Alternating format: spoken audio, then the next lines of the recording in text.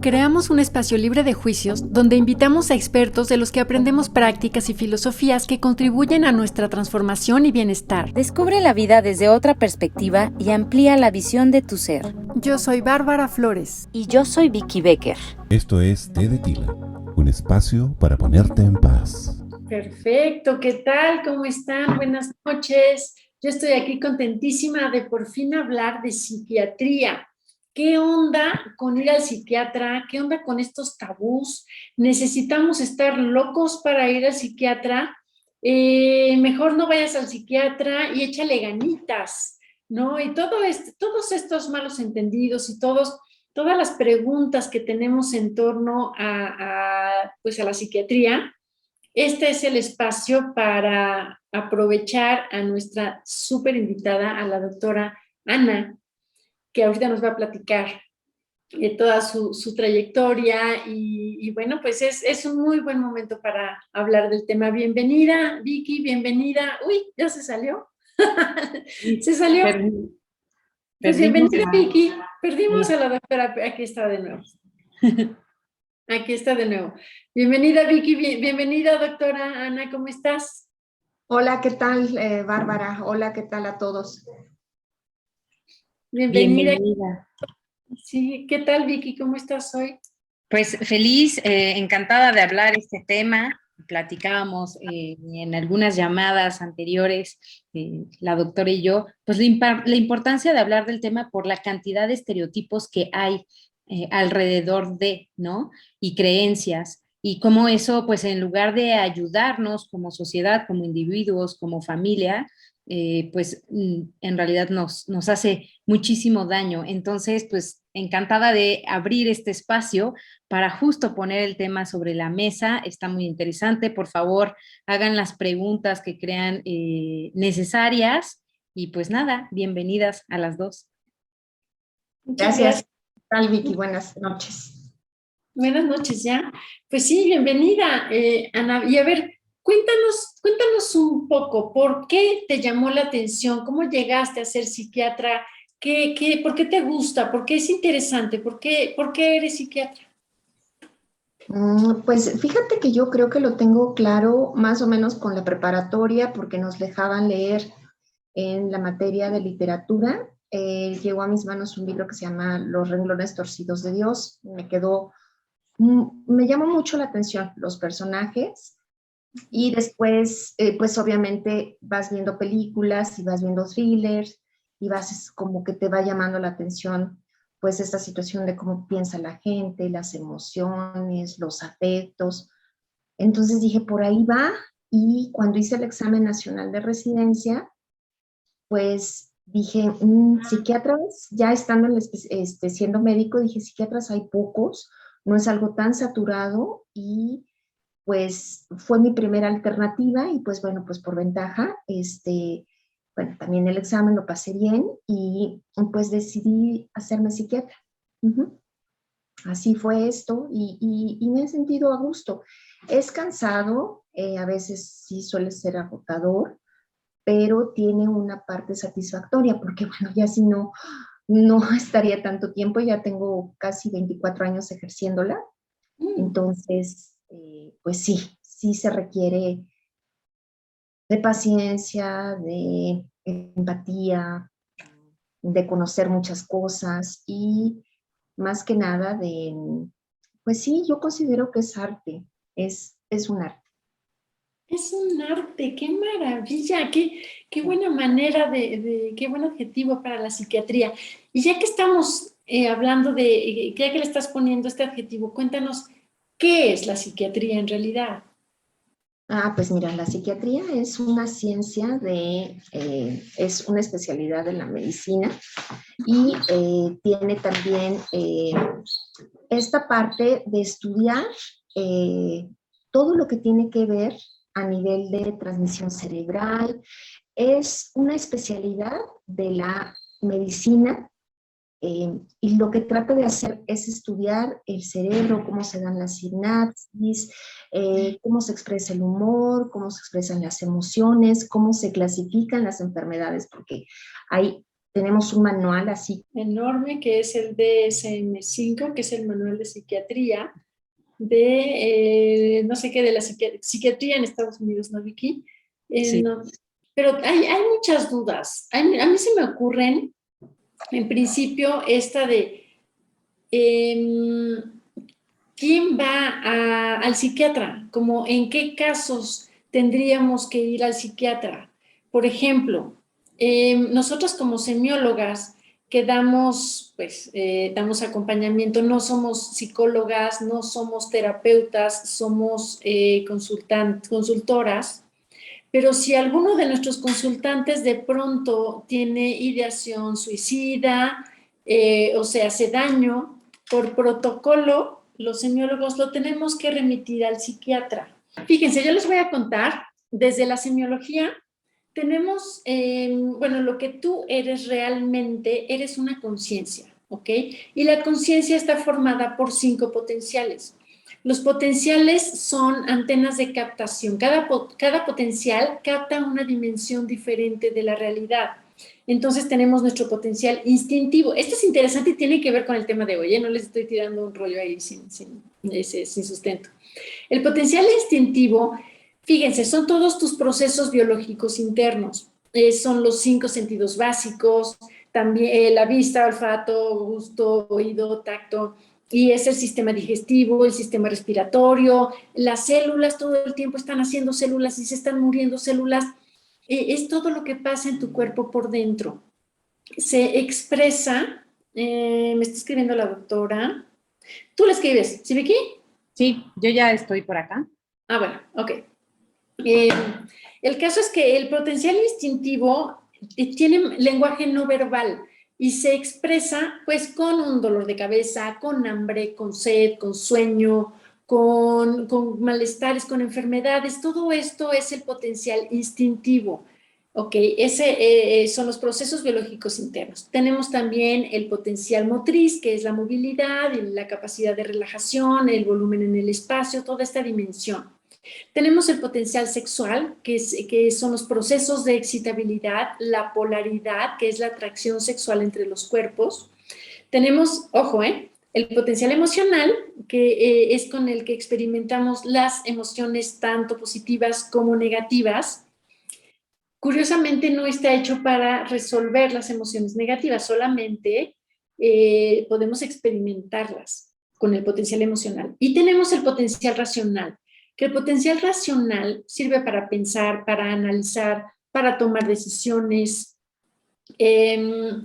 y es el que maneja lenguaje tanto verbal como no verbal.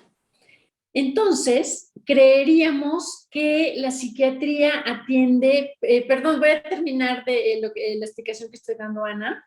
Creeríamos que la psiquiatría atiende el potencial emocional y el potencial racional, pero no. Por supuesto que no. La psiquiatría lo que atiende es el potencial instintivo, es los procesos biológicos internos. Entonces, muchos de nuestros consultantes de pronto llegan y dicen, es que el psiquiatra pues no se pone a platicar conmigo, no me escucha, o sea, me hace algunas preguntas pues sí.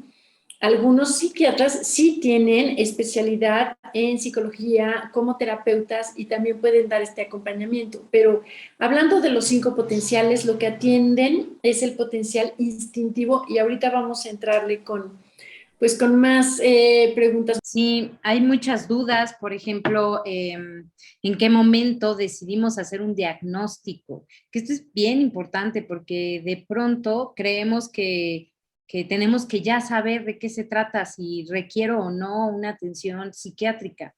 Y la invitación es, pues, visitar al psiquiatra si creo que que debería de hacer un diagnóstico, ¿no? Cuando noto algo raro, ya nos dirá Ana exactamente algunos datos de alarma, si se trata de depresión o de ansiedad, pero pues la invitación es esa, de pronto es como, pues, ¿cómo sé si necesito o no necesito? O sea, si me siento mal, si tengo problemas de apetito, por ejemplo, o problemas para dormir, y se ha ido prolongando, pero ¿cómo sé si necesito o no? Entonces, claro, pues bueno. Claro, y además es un recurso que tenemos, está la ciencia, está, sí, bueno, sobre todo la ciencia, ya tenemos estos medicamentos, porque ¿qué pasa?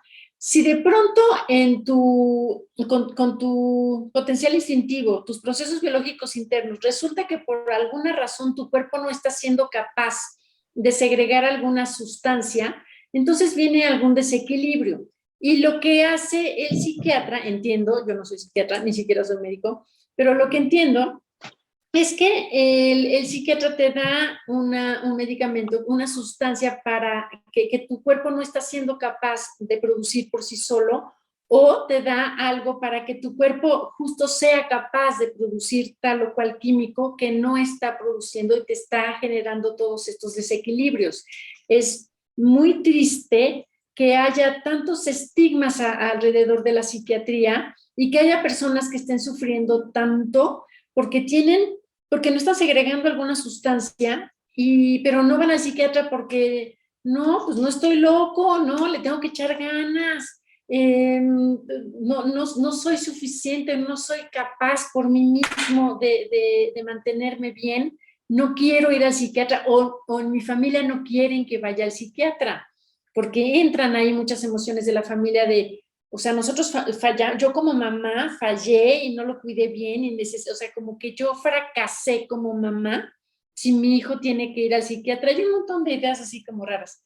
Hola, doctora, ¿ya regresaste? Ay, hola, una disculpa, yo creo que son cosas ya ahorita, espero, ya no se vuelva a repetir. Esperemos que no, pero no te preocupes, la tecnología no tiene palabra, nos hace la vida de cuadros, por supuesto, nos ha pasado de todo.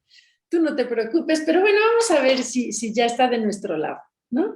Ok, esperemos, changuitos. Mira, te decía que, o sea, nosotros como psiquiatras, y bueno, escuchando un poco lo que le decías al auditorio, nosotros primero somos médicos, nosotros antes de ser psiquiatría tenemos la habilidad para resolver una situación médica. Somos médicos, un diagnóstico. Y ya después pasamos, ahora, cuando yo estudié eran 3 años, ahora son 4 años para pasar a hacer la especialidad de psiquiatría. Y tiene que ver con todo lo que son padecimientos mentales. También me gustaría hacer hincapié en esta parte. El hecho de ser algo mental no quiere decir que necesariamente esté en la cabeza, porque el cuerpo es completo. A veces una depresión te duele todo, te duele el cuerpo, te duele todo, ¿sí? Entonces, la representación a nivel cerebral también creo que es parte de no comprender, porque es todo. Es como, por ejemplo, la diabetes afecta, básicamente son microvasos. Entonces, los microvasos pues están en todos lados. Entonces, el sistema vascular. Entonces, pues bueno, ya después el psiquiatra puede hacer una subespecialidad porque es muy grande y básicamente es en todo lo que es ciclo vital, niños, adolescentes, adultos y la edad adulta. Y básicamente, en esto que estabas hablando, mucho de lo que tiene que ver el estudio con nosotros, pues sí son las sinapsis, que es cómo se comunica una célula con otra célula. Transmiten información y a veces parece asombroso, pero cuando hay una depresión, por ejemplo, o ansiedad, estas comunicaciones neuronales se alteran. Es como si nos estuviéramos dando la mano para hacer pues una fila y llegar a un objetivo, digamos, de un extremo a otro, y esta comunicación, así como ahorita, se pierde. Entonces, al perderse, pues obviamente no se da la información que debe de darse a nivel corporal, porque no solamente te digo que es cerebral, no es como piensas, sino cómo sientes, cómo estás de humor, cómo estás en cuestión intestinal, cómo estás en cuestión también de motivación, de proyectar, de hacer planes. Entonces, todo esto, a veces una comunicación neuronal, una sinapsis, pues afecta todo, porque el cerebro se encarga de organizar toda la mayor parte de nuestras decisiones, que bueno, casi todas, tanto las voluntarias como no involuntarias, porque respirar, aunque no es algo que estemos haciendo conscientemente, lo hace el cerebro y tiene que ver con todos estos mecanismos. Wow. Ok, ya nos explicaste así rapidísimo, pues la trayectoria para ser psiquiatra, que bueno, son muchos años, ¿no? Son como 10 años, entiendo, no sé cuánto, para ser psiquiatra. Medicina, yo la estudié en la Facultad de Medicina eran 6 y la especialidad son 3. Y después yo hice un posgrado de alta especialidad en el Instituto Nacional de Psiquiatría. Ya después roté para hacer PAIDO. A mí me gustaron los niños y los adolescentes. Y son 3 años en el Juan N. Navarro, que vaya, México debe de estar muy orgulloso porque es el único hospital que tenemos para atender niños y adolescentes en Latinoamérica. Entonces, sí, o sea, increíble, ¿verdad? Pero sí, debemos de sentirnos muy orgullosos. Venían intercambios de Centroamérica y de Sudamérica. Incluso también estaban pactando últimamente, viendo a gente del Navarro, gente de Estados Unidos que viniera aquí y nosotros intercambiar, digamos, estudiantes nuestros que se fueran también a la zona de la frontera norte, a Estados Unidos. Y pues bueno, es un intercambio. Entonces, eso fue lo que yo hice. No es tanto como, por ejemplo, cirugía estética, que son muchos años, pero sí, es de mucho estudiar, de mucho... ¿Sabes qué también sirve? Yo creo que lo más importante también es también la experiencia de vida. La experiencia de vida, y te digo que es un arte porque es una situación de empatizar, es una situación de ponerte en los mismos zapatos. Yo creo que si tú me preguntas cómo me sentía mejor, digamos, siendo recién egresada, pues sí, teniendo todos los conocimientos muy frescos, pero creo que también el hecho de la experiencia, el hecho de ya haber escuchado tantas historias, también eso es de gran ayuda y te ayuda mucho en tu trayectoria. Claro, pues ahí está la experiencia. Nos contabas que tienes como 20 años de experiencia, que se dice... Un poquito más, sí. Tuve la fortuna de cuando yo salí del instituto, pues me ofrecieron trabajo. Primero estuve en un hospital de crónicos, que es el Samuel Ramírez Moreno, que ya no está este concepto de crónicos. Anteriormente, es que te digo, la psiquiatría se ha revolucionado enormemente y quizás esté un poco relacionado con, sí, yo creo que con este estigma que estás comentando. Anteriormente mucha gente pensaba psiquiatra y yo creo que todo lo asociamos a de repente a paciente, sí, a manicomio, a paciente crónico, a un deterioro. Entonces, no, la psiquiatría en este sentido, de hecho, ahorita la política es que los pacientes, los medicamentos no son los de antes, son medicamentos que te permiten funcionar, que no te tienen dormida, que de alguna manera la psiquiatría está incorporando modelos que el hospital ya se vio que no es bueno para la persona, porque de alguna manera te va dando una situación como de aislamiento y de poco contacto, porque anteriormente te iban a ver poco, ¿no? O sea, tú tenías unas visitas programadas, vamos a decir, una vez por semana, o cuando tus familiares podían verte, no, pero ahora no, se hospitaliza lo menos posible a los pacientes. Se hospitalizan en una situación de urgencias y solamente cuando hay una situación de riesgo para el paciente o para el familiar. Y se trata de que el paciente se reintegre, ¿sí? Si tiene una depresión, que el paciente tome su tratamiento, a lo mejor quizás una semana, un tiempo de reposo para pensar decisiones, porque bueno, algunas enfermedades no son consecuencia de, sino se asocian, ¿sí? Se asocian, pueden estar asociadas. Entonces, no necesariamente un divorcio va a hacer que tú tengas una depresión, pero puede ser un factor de riesgo o algo agregado. Entonces, pues sí, lo que en ese sentido trata de hacer la psiquiatría es que tú te insertes a la sociedad y que esto se vea como cualquier otra enfermedad. O sea, porque, por ejemplo, porque no hay tanto tabú cuando decir, voy al ortopedista porque me fracturé el pie y necesito revisarme, ¿no? Entonces, pues así, como para el gastroenterólogo, tengo, no sé, colon irritable, ¿no? Entonces, pues en este caso, pues todo el mundo lo dice y va y se trata, pues igual aquí, ¿no? Claro, Lo que pasa es que tenemos este concepto de pensar en eso, que pues ya vamos a tener alucinaciones, vamos a estar hablando solos, y que no es, o sea, es parte de esas enfermedades de alguna manera que sí pueden ser deteriorantes, pero ya hay tantos tratamientos oportunos que si el paciente se apega, tiene sus citas, puede ser funcional. ¿sí? Hay comunidades en España que son pacientes que tienen esquizofrenia, de alguna manera tratan de que el paciente aprenda a vivir solo, que aprenda a ser independiente, a hacer sus compras, manejar su dinero, decidir o no tener una familia porque es un derecho. Y pues esta situación de reclusión y de incapacidad, no, hemos avanzado mucho, ¿no? Es una situación de que la psiquiatría siempre está en vanguardia. Ay, qué esperanzador escucharte decir todo eso, doctora, porque además he escuchado que en México, no sé si es en el mundo, pero que en realidad hay pocos psiquiatras, que no hay muchos.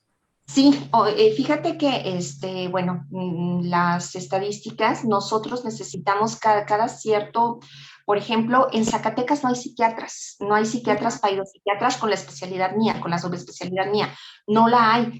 Entonces, toda la mayor parte de psiquiatras están concentrados en la zona centro, que son Distrito Federal, Querétaro. Uh-huh.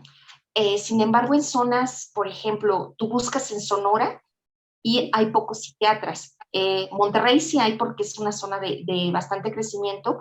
Nosotros no alcanzamos a cubrir este indicador que nos dan, es más o menos 4 especialistas por, vamos a poner, no te mentiría la cifra, Bárbara, pero no alcanzamos nosotros a cubrir una zona requisitada.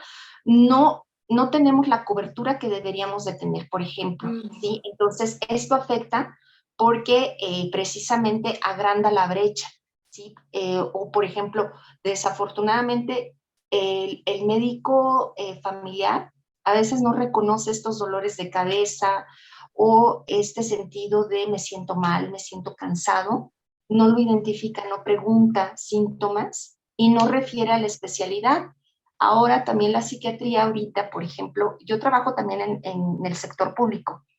Y ahorita se está capacitando a los médicos que se encuentran en áreas de centros de salud para que identifiquen a los pacientes que están llegando con, no así me siento mal, me quiero morir, he estado llorando, tengo problemas del dormir, que parece muy obvio que es una depresión en el interrogatorio, sino que llega por dolores, llega porque está muy cansado, se siente sin energía, y entonces se les está preparando a los médicos a través de cursos, un curso que se llama Guías Clínicas MH-GAPS.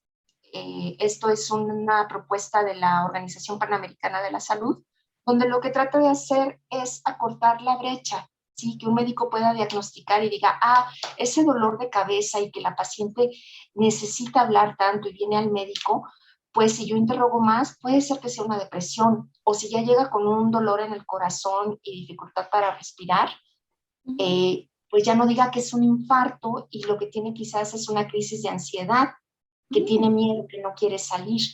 Entonces, estas enfermedades, el médico familiar debe de sensibilizarse porque nosotros en algún momento todos estamos propensos a tener una depresión o un problema de ansiedad en los últimos 5 años, entonces es frecuente, y entonces el médico debe de estar sensibilizado y pues también la salud mental en detectarlo de manera oportuna, porque desafortunadamente no hacemos caso y es cuando ya llegan a los hospitales, cuando llegan a tercer nivel, ¿sí? Claro. En un grado avanzado. Entonces, sí, lo que se trata de hacer es prevenir, porque también las situaciones pueden ser prevenibles. Por supuesto. Oye, bueno, de verdad que me pone muy contenta escucharte decir que la psiquiatría ha avanzado mucho en los últimos tiempos y sí había yo escuchado que hay medicamentos de nueva generación y que ya no tienen como todos estos efectos secundarios que solían tener. Y bueno, hablando de estos medicamentos, ¿es cierto que un psiquiatra tiene que medicar? O sea, ¿un psiquiatra siempre receta medicación? Mira, obviamente nosotros somos los expertos en dar la medicación. Y aquí viene mucho también esta parte de prevención y estilos de vida saludables que son muy importantes. Generalmente cuando ya pasan a psiquiatría, sí. Vamos a poner un ejemplo ahorita que yo trabajo en una institución. A mí yo obviamente soy especialista en niños y adolescentes. Ahorita, depresión con autolesiones o ansiedad con autolesiones llegan mucho al consultorio. El médico general a que sí está obligado, o el médico familiar, que también es un especialista, está obligado a decir, esta niña no se corta por llamar la atención, esta niña requiere apoyo. Y entonces, yo lo que tengo que hacer, o este joven, porque también lo hacen los jóvenes, yo lo detecto y lo mando al especialista. Entonces ya a mí me toca hacer la valoración, tener la entrevista con él, el paciente o la paciente. Generalmente siempre hay un padecimiento que está detrás de autolesiones, depresión, ansiedad. A veces quizás no una situación de depresión, ansiedad, puede haber algo detrás y pues se inicia un tratamiento. Pero aquí sí quiero hacer mucho hincapié que el medicamento pues no va a ser una resolución a la situación de crisis. O sea, lo que te hace el medicamento es restablecer un estado normal como la glucosa para que tú puedas pensar, para que tú puedas decidir. El medicamento no va a tomar decisiones por ti, no va a hacer cosas que a ti te corresponde hacer, ni en ese sentido, por ejemplo, te va a cambiar a los papás. No, si así de sencillo fuera con una medicación, pues ya excelente, ¿no? No, todo debe de ir acompañado de una terapia. Estaba escuchando que comentabas cuando me sacó la sesión esta, bueno, mi internet, cuando también tienes un tratamiento terapéutico. Los psiquiatras, muchos tienen formación en psicoterapia, algunos no son terapeutas, pero puedes referir a un especialista para, si tú estás pasando por un cuadro depresivo mayor y está asociado, que estás teniendo algún problema de separación o crecimiento de los hijos, claro que eso lo tienes que hablar, lo tienes que entender, lo tienes que razonar, lo tienes que comprender y tienes que ir tomando decisiones y cambiar cosas, porque todo en la vida es un movimiento. Entonces, pues ya vas tomando decisiones también, que es importante, hacer ejercicio, porque eso es muy importante. Tenemos que tener un espacio para mover el cuerpo, para distraernos cuando estamos tensos, cuando estamos deprimidos, pues quitarnos esta situación de pensamientos de tanta minusvalía, de el aislamiento, se fomenta pues saliendo, moviéndote, ver gente, quitamos esa situación de aislamiento y hacer cosas que sean productivas, recreativas. A una chica que se está cortando le vas a dar alternativas, le vas a decir, a ver, cortarte no es una sola alternativa cuando tú te sientes mal. ¿Qué más puedes hacer? ¿Qué más puedes hacer que te hace sentir feliz, que te hace sentir plena? Y entonces, bueno, aquí en la institución nosotros nos reunimos una vez al mes y hay un taller de habilidades, así se llama, taller de habilidades para chicas que tienen autolesiones. Entonces, ¿qué hacemos? Pues tratamos de reflexionar. A ver, vamos a hacer, todas las jovencitas que estamos aquí, Cinta, bueno, yo en este caso dirijo, pero bueno, ¿qué hacemos? Pues escuchamos música. Y antes de cortarte, pues a mí me ayuda a hablar con una amiga. Pues a mí me gusta bailar. Pues a lo mejor si saco al perrito se me quita un poquito esta situación. Entonces, es darles alternativas. El medicamento me está ayudando a regular la ansiedad, pero no me está quitando eso.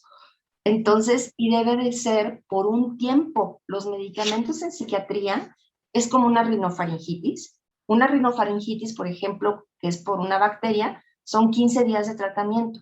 Nosotros necesitamos 10 meses a 12 meses para no tener una recaída, ¿sí? Wow. Puede ser una situación que digas, pero ¿cómo? Volvemos a una situación de estigma. Por ejemplo, con COVID ahorita son tratamientos que necesitan tener una continuidad en la supervisión para ver que no hay alguna afectación.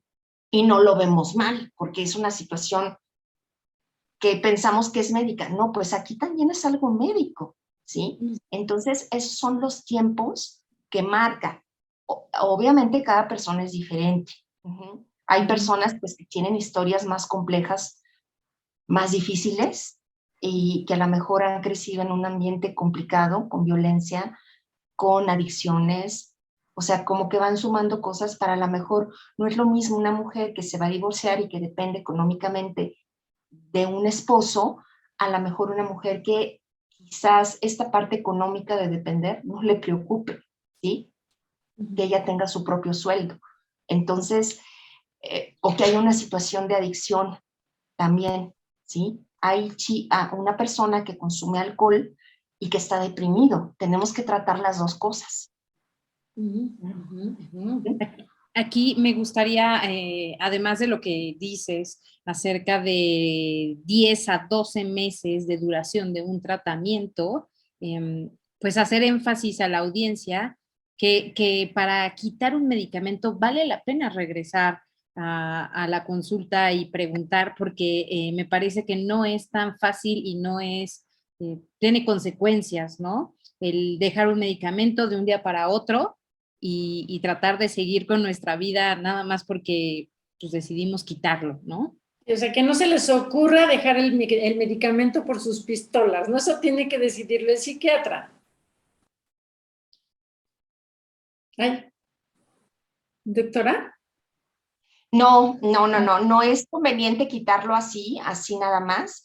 Siempre, por eso debe de haber un contacto. Por ejemplo, las citas, no es necesario que nos veamos cada semana. A veces, en un principio puede ser frecuente, mientras vamos viendo cómo va respondiendo el medicamento. Porque tampoco es como una aspirina que ya me la tomo y me quita el dolor de cabeza. No, aquí son cambios tan pequeñitos que tenemos que dar un lapso de tiempo de al menos un mes para que digamos que un medicamento, de un mes a 6 semanas para que digamos que un medicamento funciona o no funciona, ¿sí? Entonces, y se va quitando gradualmente. ¿Por qué? Insisto en esto de los autocuidados y de la parte de bienestar, porque nosotros para de alguna manera de decir, ya estamos preparados, ya tenemos que tener nuestro plan, ¿sí? Ya de alguna manera, y eso nos ayuda a la terapia. Bueno, ¿a mí qué me llevó? Yo creo que todas las experiencias te hacen crecer dependiendo tú cómo las vivas o el significado que tú les des. Por eso te digo, no todo se reduce a una medicina. O sea, ya te deprimiste, te sentías muy mal, y es como ahorita con esta situación de la pandemia que me estabas platicando porque había surgido tu programa. Híjole, de repente decías, híjole, ¿y cómo le hago y qué hacemos? Pues surgió la alternativa de estas charlas y es un momento de espacio, de hablar, de contactarnos, de a lo mejor hablar de otras cosas. Y pues bueno, eso nos amplía la visión y nos da otras alternativas para pensar. Claro. Y igual en la depresión aprendemos de nosotros, nos conocemos y dices, esto lo tengo que modificar, lo tengo que cambiar, o esto me enseñó. Una mujer, vamos a pensar, que con depresión diga, creo que no voy a poder dejar a mi esposo porque dependo completamente económicamente de él. Y se dé cuenta que cuando lo deja, ella se da cuenta que ella mantenía la casa con ventas de catálogo y era algo que a lo mejor ella no reconocía, no lo veía, ¿no? Y que era miedo, y ahora puede dar un paso hacia adelante porque se ve como es ella y puede ver todo lo que puede lograr. Y eso no lo hace el medicamento, eso lo hace un cambio, lo hace la confianza. Ya a lo mejor en vez de quizás meterse ideas destructivas de que no sirvo para nada o soy una tonta, no, ya se reconoce, ya ve, puedo hacer esto, aparte de ventas, pues a lo mejor puedo terminar mi primaria o mi secundaria. Y tú ves que las pacientes se transforman. O sea, aquí, por ejemplo, las chicas, o sea, sientes, por eso te digo que es muy gratificante, y dices, ya se dejaron de cortar. O sea, eso es muy bueno, para mí es una muy buena noticia. Hablando de cortarse, porque estás hablando de autolesiones, ¿de qué maneras hay de autolesionarse? Uno es el cutting, ¿no? El famoso cutting que se cortan en las muñecas o en las piernas y tal como para liberar tensión. ¿De qué otras maneras se autolesionan? Mira, muchas personas esto de tatuarse o hacerse perforaciones lo asocian a una manera, porque el hecho de cortarse no es tanto quererse quitar así de entrada como que la vida. Generalmente los chicos o las personas se cortan como una manera de sentir su propio cuerpo y de experimentar dolor y de cómo reaccionar, o como también una manera de escapar de la ansiedad que están sintiendo, que puede ser extrema, ¿sí? Es una manera de contacto, dolor, mi cuerpo, y libera, disminuye mi tensión. Puede ser a través de ciertas perforaciones, a lo mejor a veces de tatuajes, de situaciones que te llevan a contactar con esta situación. Tienen que estar por un tiempo presentes que deben de ser al menos durante 6 meses. Este es un requisito. Una persona que se corta una vez no entra dentro de autolesiones, al menos deben de estar dentro de 6 meses. Sí, a veces también no necesariamente son los cortes, puede ser el pegar contra la pared también, ¿sí? O lastimarse, morderse, o cachetadas, jalarse el cabello. Jalarse el cabello. Okay, es importante no tener como todos estos datos a la vista.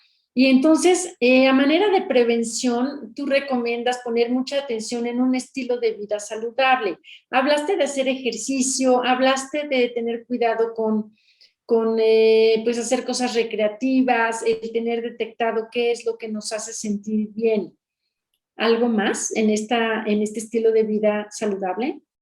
Sí, yo creo que el principal agresor ahorita, yo creo que con todos y todos hemos aprendido el nivel de estrés, el hecho de que tuvimos en la pandemia de tener un poquito de vivir, como llaman en slow, vivir con cierta lentitud, fijarte en lo que estás haciendo. La pandemia yo creo que nos enseñó esa parte, nos permitió como que adentrarnos a nosotros mismos, parar un poquito el ritmo de vida como que estábamos viviéndonos y darnos cuenta de, por ejemplo, se reflexionó mucho que era necesario tener un momento de autoconciencia y agradecer.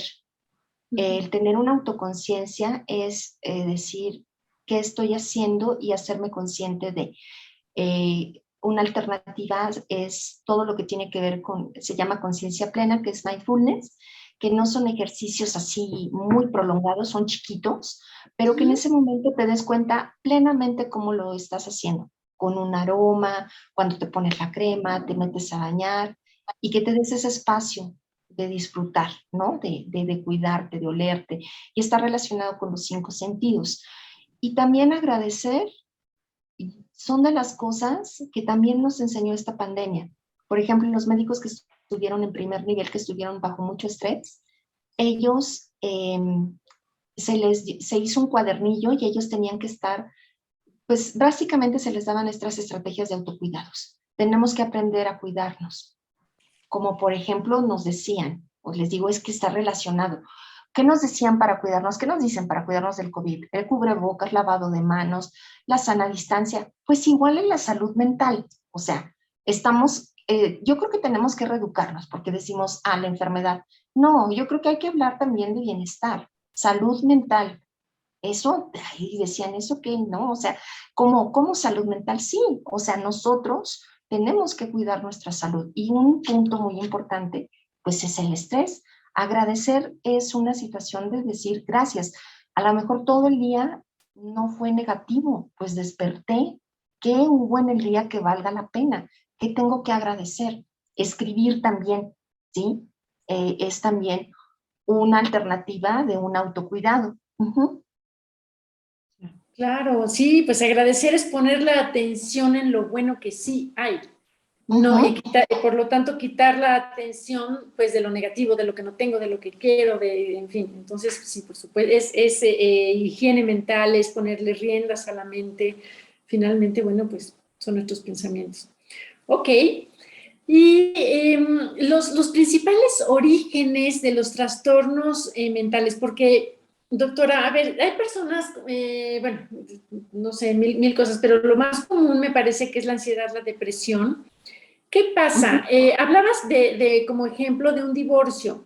En el caso de un divorcio, que puede ser que no solo divorcio, sino que te corta la pareja, que te corren del trabajo, que se muere alguien querido, que en fin, mil cosas, pero este detonante, ¿qué hace? ¿Detona algo que tú ya traes en tu naturaleza o no? O, ¿cómo te diré? Como que, sí, porque a veces preguntan que si es hereditario, ¿no? Si es de familia. ¿De dónde vienen estos trastornos mentales? Mira, es multifactorial. ¿Multifactorial qué quiere decir?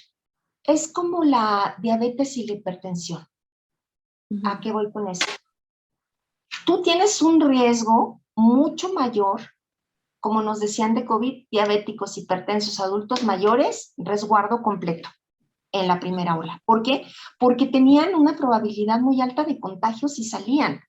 Entonces, si tu mamá se suicidó, si tu abuela se suicidó, y si tú estás cursando con una depresión, pues tienes muchas probabilidades. Hay un gen, porque sí, no hay un gen como tal de la depresión, pero hay genes que están asociados. Entonces puede ser que tú tengas esa probabilidad en 100, pero que existe esa probabilidad. ¿Y dónde existen? ¿Qué padecimientos? En depresiones mayores muy endógenas. Las endógenas son depresiones que son, en vez de que no puedas dormir, duermes todo el tiempo. Hay una melancolía y una situación de un dolor muy profundo. Hay síntomas que varían. En la depresión amaneces muy triste en la mañana y conforme va pasando el día, eso se te va mejorando. En la noche te sientes mucho mejor. Y a veces está asociada esta depresión a trastorno bipolar, que son depresiones que cuesta trabajo adelante sacar al paciente. Los trastornos bipolares tienen una alta expresión por herencia, presentarse en la familia. La esquizofrenia tenemos el 1%. Esa en la población general se va a expresar siempre con el 1%. El consumo de sustancias, también ahí te digo que es multifactorial, porque no necesariamente el hecho de que tengas un padre alcohólico, tú vas a ser alcohólico. Volteas a ver, tienes 3 hermanos, dices, 2 no tomamos y 1, pues sí, ¿no? Entonces, ahí la variabilidad. Y los factores ambientales. Esto es muy importante, que hay alrededor, tus circunstancias, de que te rodeas, ¿sí? Entonces, tu profesión. Entonces, sí, esto es multifactorial. No hay una situación de herencia completa, ni de ni porque tú te divorcias te vas a deprimir. No, hay gente que a lo mejor pues tiene una reacción de adaptación porque pues no es un proceso sencillo, pero a lo mejor pues no requiere a lo mejor ni siquiera ir al psicólogo, ¿no? Tiene unas herramientas para poder sobrellevar esta situación. Y hay gente que probablemente le remueva alguna circunstancia y diga, yo me siento fatal, me siento muy sola, no puedo con esto. Somos diferentes. Ok. ¿Y cuáles son los signos que tendríamos que cuidar, que tendríamos que estar alerta? Nuestra familia, nuestros amigos, son indicadores de, a ver, aquí necesitas atención psiquiátrica. Los principales son el sueño, cuando tú ya no puedas dormir. Un día sin dormir, por ejemplo, en esta semana que ha estado haciendo calor y tú identificas que es el calor, no. Pero cuando ya es seguido, por ejemplo, que tú llevas 3 o más días en una semana sin poder conciliar el sueño, que te despiertas más temprano de lo que acostumbras, digo 4 de la mañana, 3 de la mañana, y no puedes conciliar el sueño. Cuando te sientes agotado, sientes que no pudiste descansar en el sueño. Cuando te sientes completamente abatido y dices, ¿para qué vivo? Y sabes que tienes que trabajar y no te levantas, y a lo mejor un día se vale, pero ya lo haces una semana. Cuando descuidas hasta que dices, ay, mis hijos hasta ya no me interesa, o el trabajo no me importa, que me corran, ¿no? Las cosas les dejas de tomar interés, hay una situación de malestar, no te sientes contento, lloras fácilmente. Los síntomas te incapacitan. En el caso de la ansiedad, el miedo, tienes un miedo constante, una preocupación más allá y no quieres salir. Cuando hay alteraciones, esto que estábamos hablando de oír y ver cosas, eso sí ya es un síntoma que requiere de emergencia una valoración. Escuchar y ver cosas. Cuando el ánimo se vuelve muy expansivo, cuando estás demasiado contento, gastas cantidades enormes, cuando tu conducta sexual es un poco reprimida y de repente te vuelves hipersexual, esos serían algunos síntomas que hacen que requieran la atención inmediata. Ahora, aquí también es muy importante. Hay enfermedades médicas que pueden tener manifestaciones psiquiátricas. Si tú tienes una diabetes y tienes hipertensión, fíjate, Bárbara, que es más probable que tú puedas tener un cuadro de depresión y de ansiedad.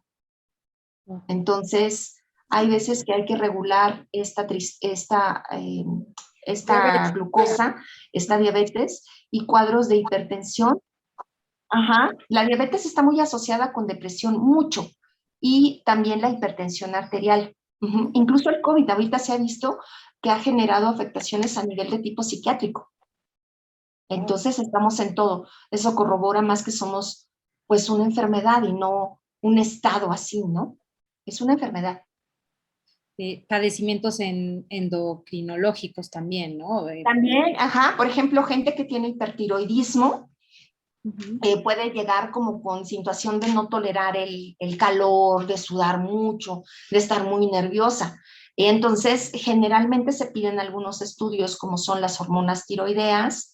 De entrada, cuando haces la entrevista con algunos pacientes, siempre de entrada pides estudios, por ejemplo, la biometría, que su glucosa está bien, checas la presión, hormonas tiroideas, y pues cuando es necesario, porque también no es aconsejable que gente que tiene pocos recursos le mandes a hacer una resonancia magnética, o sea, una fotografía del cerebro no te da un diagnóstico, o un estudio electroencefalográfico. Ahí está el arte de ir con un especialista. Pues sí, porque además urge la cultura de la terapia y no solamente de la terapia, sino también de la psiquiatría, del psiquiatra. Me duele una muela, pues voy al dentista. No sé cómo acomodar mis emociones, pues voy a algún tipo de terapia y tengo alguno de estos desequilibrios, pues algo necesita mi cuerpo y qué maravilla que ya existe esta ciencia que me puede ayudar a estar mejor, ¿no? Claro, claro. Sí, sí, sí, eso es. Yo creo que evitar el sufrimiento de los pacientes. Yo creo que quien no ha cursado con una depresión, quien no ha cursado con una situación de ansiedad, porque realmente el paciente que está viviendo el malestar sufre, se siente muy mal. O sea, si fuera con una situación de ganas, pues la consigue. ¿De dónde las ganas? O sea, no es de ganas, ¿no? O sea, no. Entonces, es como si alguien con insuficiencia respiratoria por COVID le dices, no, échale ganas para respirar, no puede, ¿no? Entonces, hay que ayudarle para que pues la persona se restablezca. Como te decía, el medicamento es un apoyo, hay una mejoría importante de los síntomas, primero el sueño, después el estado de ánimo, pero la persona, las decisiones las va a tener que afrontar y toda esta situación que viene relacionado con estos padecimientos son tarea del paciente y uno como psiquiatra lo acompaña. Claro. Oye, Ana, y tú que eres PAIDO, lo cual me parece maravilloso, maravilloso encontrar una psiquiatra que atiende niños, que atiende adolescentes. En cuanto a números, ¿es verdad esto que se dice que está creciendo la cantidad de niños y adolescentes, pues, con depresión y con este tipo pues no sé cómo llamarle, de disfunciones? No lo sé. Sí, sí, sí, sí, o sea, sí, sí, porque, mira, para nosotros fue esta situación muy dura de estar en resguardo. Bueno, yo no estuve, yo estuve trabajando y, bueno, tuve que estar en hospital, pero, o sea, imagínate un adolescente y un niño que, o sea, su mundo, su otra parte de su vida es la escuela. Para un niño es muy importante jugar. Un niño necesita jugar, tener el contacto con el amigo, con la profesora, sus cuadernos, sociabilizar. Y ya estaban desatados, o sea, ya era una situación de pues los papás en casa, doble tarea, todo esto. Y para los adolescentes, pues imagínate, necesitaban salir a la escuela para enamorarse, para ir en bola con los amigos, para pues cotorrear en los pasillos, para socializar. Entonces, pues claro, sí se ha aumentado, ¿eh? O sea, no tienes una idea, o sea, al doble, al doble. Claro, y me parece poco, al doble. No, sí, no, o sea, ahorita yo creo que van saliendo, van reincorporándose, ahorita muchos que he hablado con ellos que están en CCH o están en prepa, están en alternos, están yendo una semana sí, una semana no, y con esta situación me quedaba así con la boca abierta, porque dije, ay, la prepa yo me la pasé tan padre, y me decía uno, y le decía, oye, ¿ahorita en qué año vas? Me dice, ya en sexto semestre, y me le quedé viendo, le dije, oye, entonces o sea, le digo, ¿cuánto tiempo fuiste a la escuela? Y me dice, nada más el primer semestre. Y le dije, si estás en sexto ya te vas, le digo, porque ya sale la UNAM sale en abril. Sí, imagínate, nada más fue 7 meses a la escuela de 3 años. Sí me explico la desventaja que están teniendo, pero Mm. bueno, vamos a ver lo positivo, que están vida y están saludables, ¿no? Así trato que... Claro, pero la adolescencia pues sí se vive como una crisis de identidad, ¿no? Y sobre todo volteamos a ver el contexto familiar, pues lo repelemos en realidad, ¿no? Queremos ir allá afuera a conocernos, a identificarnos con otras familias, con amigos, justo lo que decías, con otras personas, ¿no? Y de pronto un contexto que se vuelve tan cerrado, pues no permite que esta crisis tenga una resolución de alguna manera. Sí, no permite, es complicado. Yo creo que es de ir entendiendo el proceso con ellos, de alguna manera mm, que vivan el momento. Yo creo que es algo que estamos entendiendo apenas también nosotros, ¿no? También estamos comprendiéndolo. Y los adolescentes también, pero precisamente en momentos de crisis hay que darles herramientas. Si están pasando un mal momento, hay que darles las herramientas para que ellos puedan salir y puedan ver sus habilidades también y sus áreas de oportunidad. De verdad, me encanta el tema porque pues es un tema tabú y hay mucho estigma, insisto, alrededor de la psiquiatría. Y fíjate que nos hemos topado con personas que incluso les da como pena decir que están en tratamiento, que se están medicando, no quieren que las personas se enteren, pues porque se sienten juzgadas, se sienten criticadas. Eso por un lado. Y por otro lado, también no sé, qué tan cierto es esto que hay como tendencias en cuanto a moda, de que no, pues yo tomo Prozac, ¿no? Y porque es para la depresión y para no sé qué. También se ven ese tipo de cosas, doctora. Sí, puede ser que piensen que sea una moda, pero no. Mira, lo que pasa es que el Prozac vino a revolucionar, fue uno de los primeros antidepresivos de vanguardia, que te permitía como que estar activo, poder trabajar, no estar durmiendo, no como los antidepresivos que eran los tricíclicos, que eran muy sedantes, que de alguna manera te estreñían mucho, te daban mucha sequedad de boca, te daban somnolencia. El Prozac no tenía, pues casi comparado con los otros antidepresivos, ningún efecto colateral, ¿no? Entonces, pues sí, a nosotros cada cierto tiempo se van lanzando medicamentos que traen esta innovación, ¿no? Entonces, obviamente, ¿qué das? Pues el medicamento que dé menos efectos colaterales, pero también son mucho más caros. Entonces, yo creo que hay un equilibrio en el sentido de lo que el paciente puede pagar, ¿no? Porque, o sea, si va a trabajar bueno, yo pienso así, si el paciente va a pagar para comprar su medicamento, no, pues tampoco. Ahorita ya tenemos una situación de marcas genéricas intercambiables, que también, pues, no tenemos que irnos a la patente, se le dice, se orienta al paciente que dónde puede comprar, porque, pues, imagínate, no, tampoco se trata, es como te digo, a veces pedir estudios así a diestra y siniestra, creo que hay que ser un poco conscientes con esta, no, un poco, no mucho. Entonces, no recetas así, pero obviamente tratas de dar el medicamento que te dé menos efecto y que se ajuste para ti, porque no es nada más de que, toma tú que a mí me sirvió para la depresión, a ti te puede caer bien. No, o sea, no es así. Uh-huh. Y se dice que los psiquiatras son caros, todos. No, ahorita hay muchas alternativas, por ejemplo, en los centros de salud, como cualquier especialidad, yo creo que el hecho o sea, yo creo que también es esta parte de, pues, es alguien que se especializó, estudió y bueno, para todo hay, ¿no? No quiere decir que las personas que estén en sector salud sean malas. Yo estoy en sector salud y a nivel privado y yo no me considero una mala psiquiatra, ¿no? Entonces, En los centros de salud están contratados médicos que les piden tener una certificación es que tengas tu aval por parte de la especialidad, ¿sí?